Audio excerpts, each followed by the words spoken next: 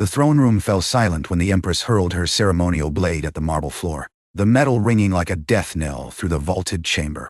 Every ambassador, every noble, every guard froze, except for the human standing alone in the center of the hall. He didn't flinch. "You dare?" Empress Vaelith hissed, her silver skin flushing violet with fury as she descended the obsidian steps, her coronation robes trailing behind her like a storm cloud. "You dare refuse the tribute we are owed?" Marcus Cole, the sole representative of Earth's fledgling interstellar presence, kept his hands clasped behind his back. His dress uniform was plain compared to the jeweled garments surrounding him, a simple dark fabric with Earth's insignia over his heart. Nothing more. "With respect, Your Imperial Majesty," he said, his voice steady. "Humanity doesn't trade in people. The colonists on Kepler 7 are citizens, not currency." A ripple of gasps moved through the Vel'kari nobility. The Empress's four eyes narrowed, her elongated pupils contracting to slits. "Your species has been part of the Galactic Covenant for 11 years, she said, each word sharp as broken glass. "You control 17 systems. We control 4,000. You think you have the standing to refuse me? Standing has nothing to do with it." The Empress stopped 3 steps from him. She was tall, all Vel'kari were, and in her heels she towered over him by nearly a foot. Her face, angular and aristocratic, bore the traditional marks of her house. 3 parallel scars across her left cheek, self-inflicted on the day of her coronation to prove she could endure pain. "Then explain," she said quietly, dangerously. "What does?" Marcus met her gaze. Behind him, he could hear the nervous shifting of his small diplomatic team. They'd warned him this was suicide. They'd begged him to negotiate. But some things weren't negotiable. "Principle," he said. "The colonists chose to settle that world. They built it with their own hands. Their children were born there. You can't just claim them. The Vel'kari Empire claimed that system 300 years before your species discovered fire. And then you abandoned it." Another gasp out of Lord Ketharan, the Empress's uncle and chief advisor, stepped forward with murder in his eyes. "You insolent. Enough." The Empress raised one hand, and Ketharan stopped mid-stride. She studied Marcus with an expression he couldn't read. Her species' micro-expressions were still largely a mystery to human xenopsychologists. "You know what happens to species that defy us," she said. "I do. You know we could glass your homeworld before your pathetic fleet even received the distress signal." "I do. And yet, you stand there." She tilted her head, those 4 eyes examining him like a specimen. "Why?" Marcus thought of his daughter, Emma. 7 years old when the Kepler 7 colony ship launched, carrying her mother and 3,000 other hopeful souls to a new world. He'd stayed behind. Someone had to coordinate the supply lines, and Sarah had always been the brave one. The plague hit 2 years later. Sarah was among the first to die. Emma had grown up without her mother, in a colony that struggled and starved and nearly failed a dozen times. She was 19 now, studying agricultural engineering, working to make that stubborn red soil bloom. He would not let anyone take that from her. "Because some things matter more than survival," he said. "Your Majesty." The silence stretched. Around them the court held its collective breath. Then the Empress laughed. It wasn't a pleasant sound, sharp and brittle, with an edge of something Marcus couldn't identify. She turned away from him, ascending the steps back to her throne. "You're either the bravest creature I've ever met," she said, settling into the obsidian seat, "or the most foolish. History will decide that, I suppose. History." She said the word like it tasted bitter. "History is written by the victors, human, and your species has never won anything. We're still here." For a moment, just a moment, something flickered across her face. Recognition, perhaps. Or memory. "Yes," she said softly. "You are."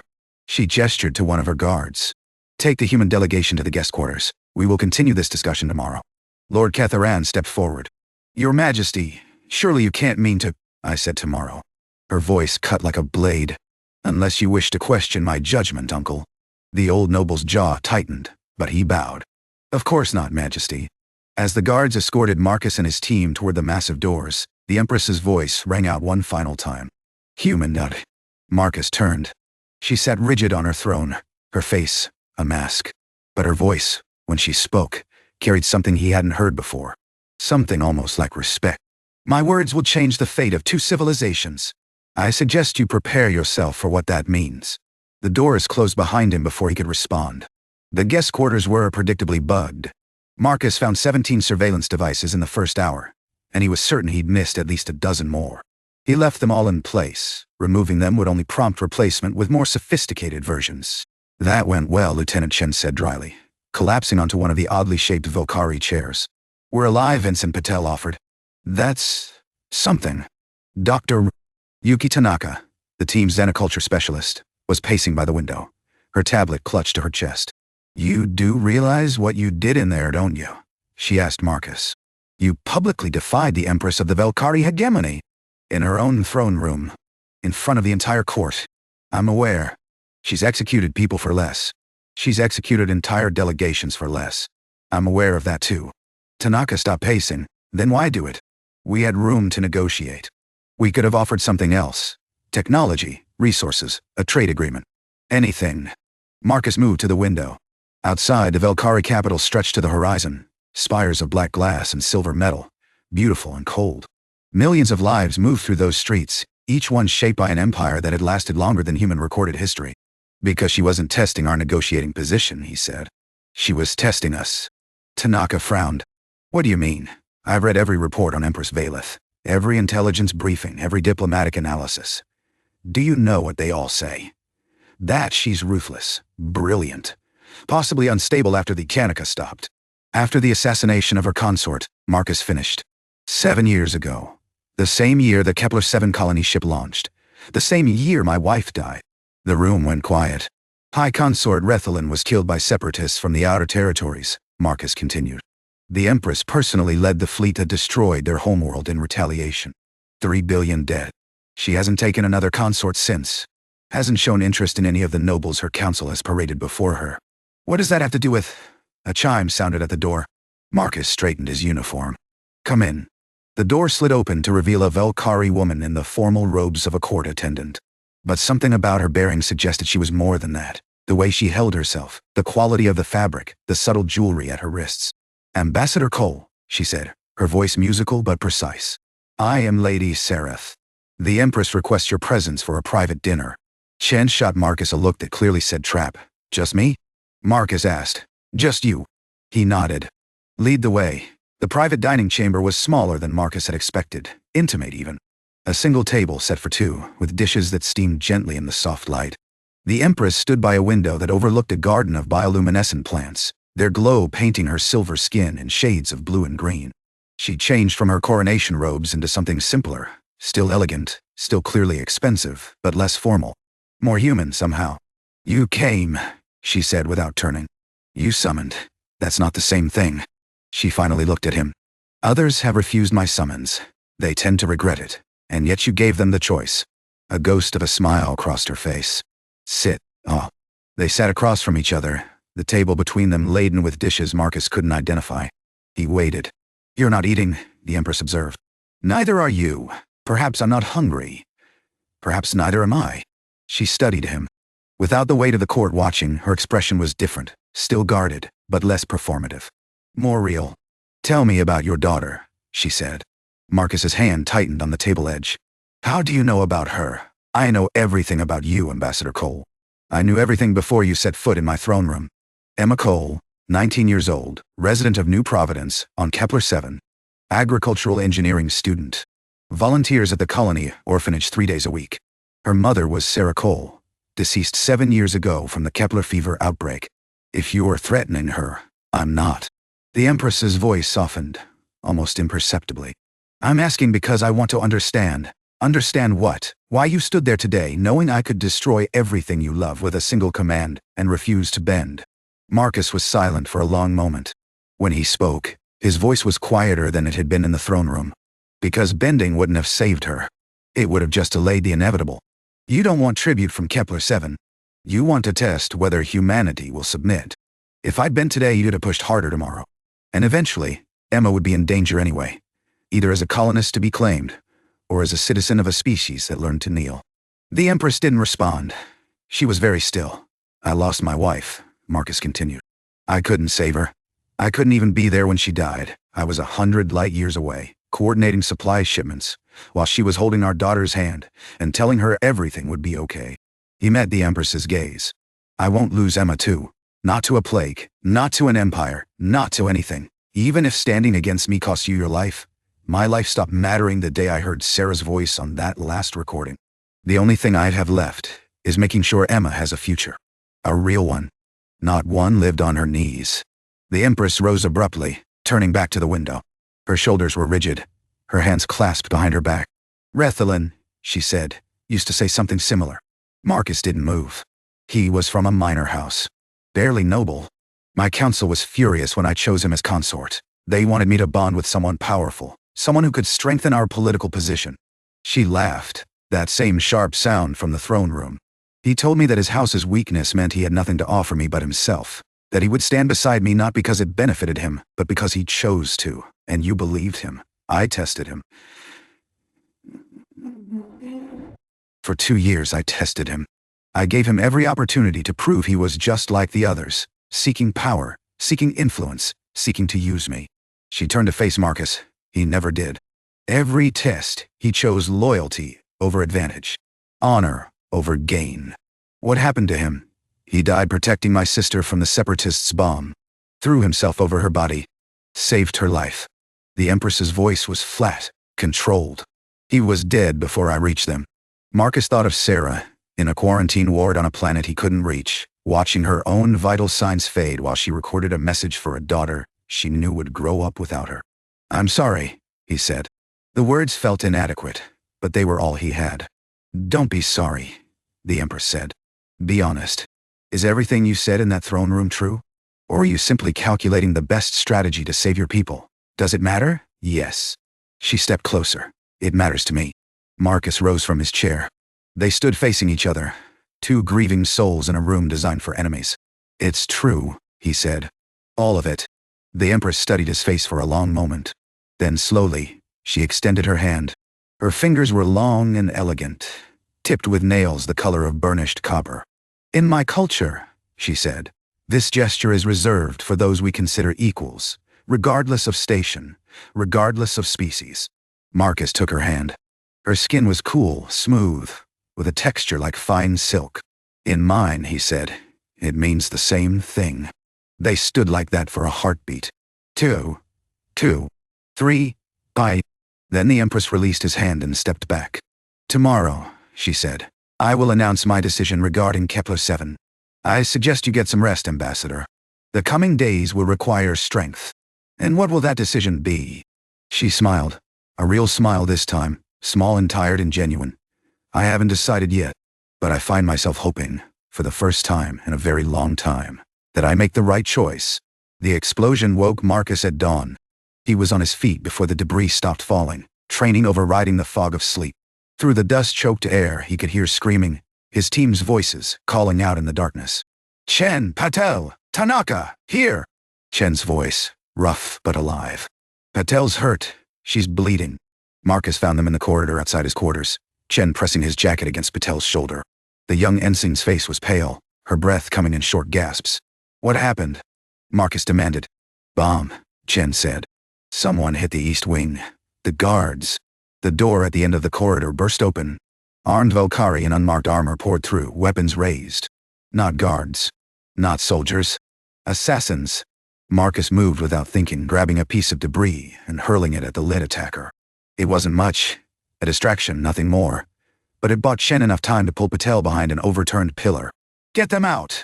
Marcus shouted. "Find the Empress's guard." Something struck him in the chest.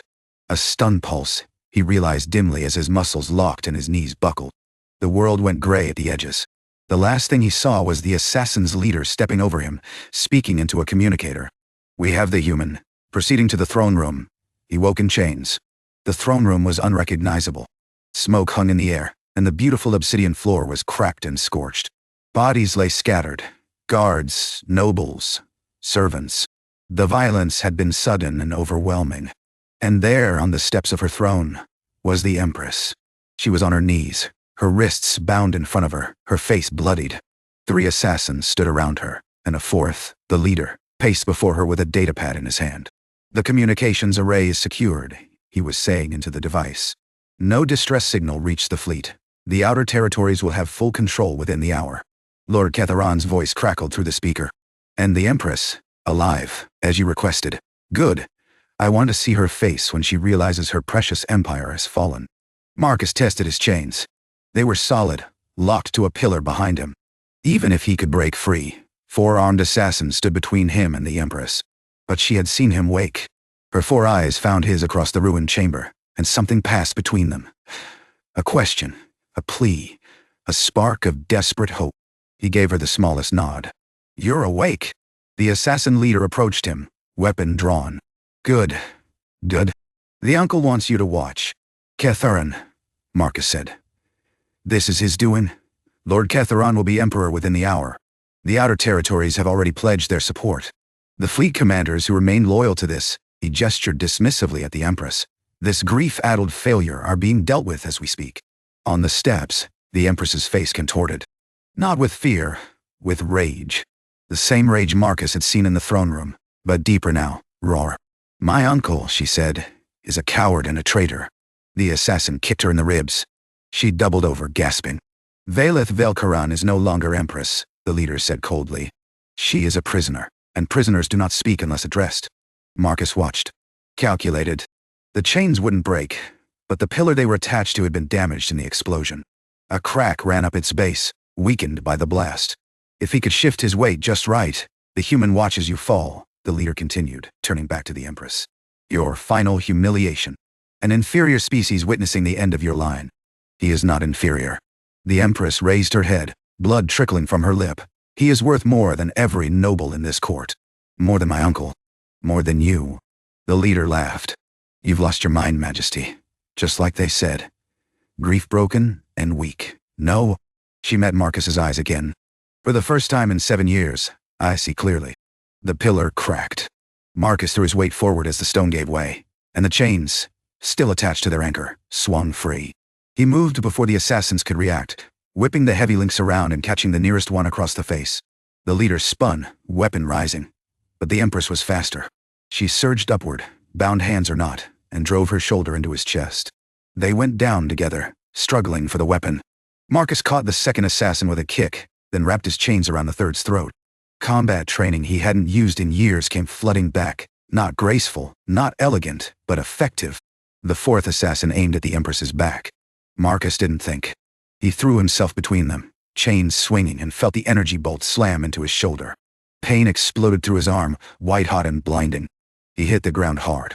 Above him he heard the Empress scream, not in fear, but in fury. The sound of struggling, of impact, of a body falling. Then hands on his face. Cool, smooth hands. "You fool," the Empress whispered. "You absolute fool. Is he dead?" Marcus managed. "The shooter? Yes. They're all..." Her voice broke. "Why did you do that?" "Because..." The pain was making it hard to think. "Because some things matter more than survival." She stared at him, her 4 eyes wide, her bloodied face close to his. "You used my own words," she said.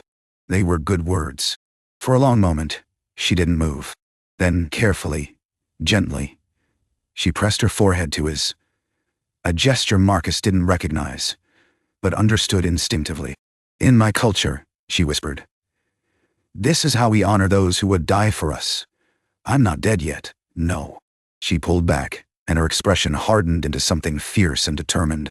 "And you won't be. I swear it." She rose, pulling him up with her despite his protests. Around them, the throne room was silent except for distant alarms. "We need to reach the communication center," she said. "If Ketharan has the fleet, we need to broadcast proof that I'm alive before Your Majesty." A voice from the doorway.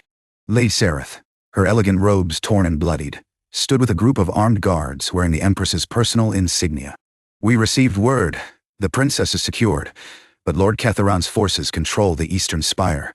The communication array, intact. We held it." The Empress looked at Marcus, still leaning heavily against her, his shoulder bleeding. "Can you walk? Do I have a choice?" "No." He almost smiled. "Then I can walk." The broadcast went out at noon. Empress Vaelith stood before the camera, her face cleaned of blood, but her wounds visible, her voice carrying across every frequency in the Empire.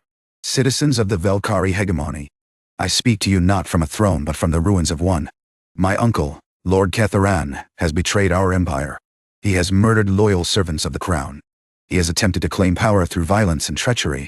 She paused, and her eyes found Marcus standing just off camera, his shoulder wrapped in emergency bandages, his face pale but determined. He has failed. The response was immediate. Fleet commanders who had been wavering declared their loyalty. Noble houses who had been waiting to see which way the wind blew threw their support behind the legitimate empress. Within hours, Ketharan's forces were in retreat. Within days, he would be captured. But that was days away. Now, in the quiet aftermath, Marcus sat in a medical bay while a Vel'kari doctor clucked over his shoulder wound. "Primitive physiology," she muttered.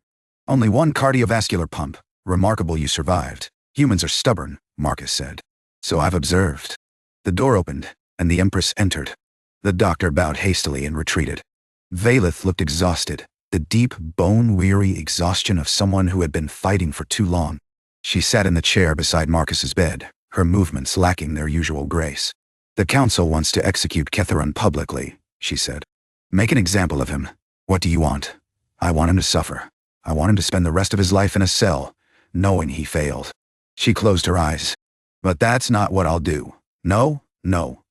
Because ruling from anger doesn't work.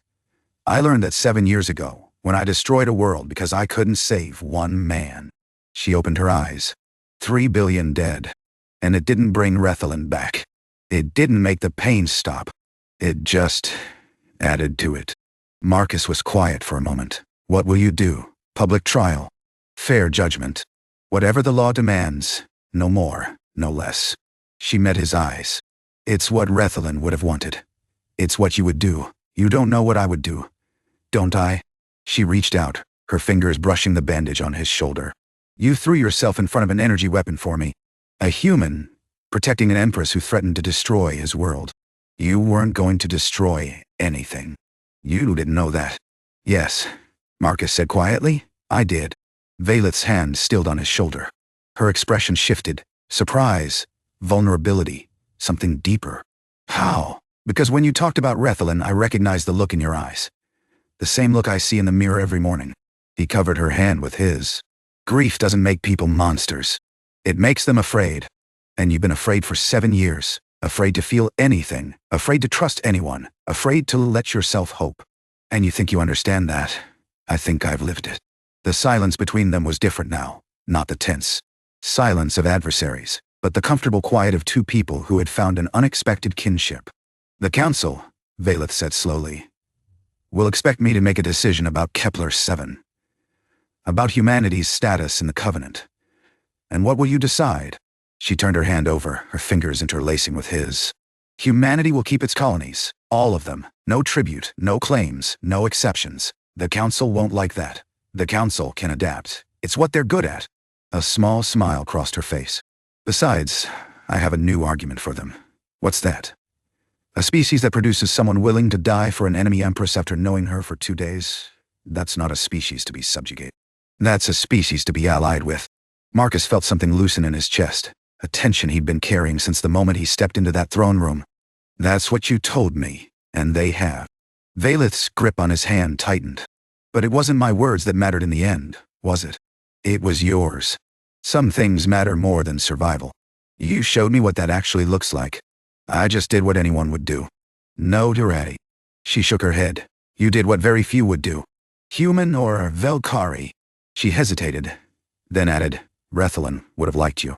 "Is that a compliment?" "The highest I know how to give."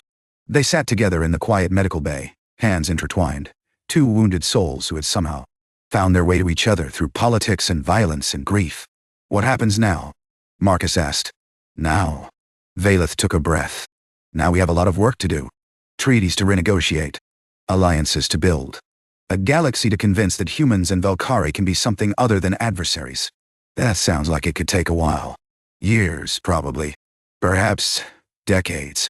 Will you want company for all that?" "The Empress." "No," Vaelith looked at him. Her 4 eyes, so alien and yet so expressive, held something he'd never seen in them before. "Hope. And there's a tradition in my culture," she said. "When an unbonded ruler wishes to spend extended time with someone, she offers them a position at court. Something official. Something that requires them to stay." "What kind of position?" "Ambassador to the Vel'kari hegemony. Permanent posting. Direct access to the throne." She paused. "To me." Marcus thought of Earth. Of Kepler-7. Of Emma, working in her fields, building a future on a world that was now safe. And he thought of the woman beside him. Brilliant, wounded, fierce, lonely. A woman who had built walls around her heart for 7 years and was now tentatively reaching through them. "I'll need to contact Earth," he said. "Make arrangements for my current posting, of course, and I should visit Emma. Explain in person. I would expect nothing less. But, after that," he squeezed her hand, "I think I'd like to accept." Vaelith's smile was small, cautious. A fragile thing, new and uncertain. But it was real.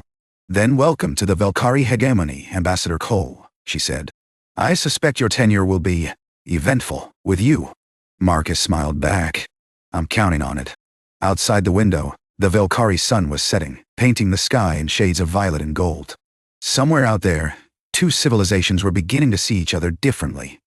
Not as threats or resources, but as possibilities. It would be difficult. There would be setbacks and conflicts and moments of doubt.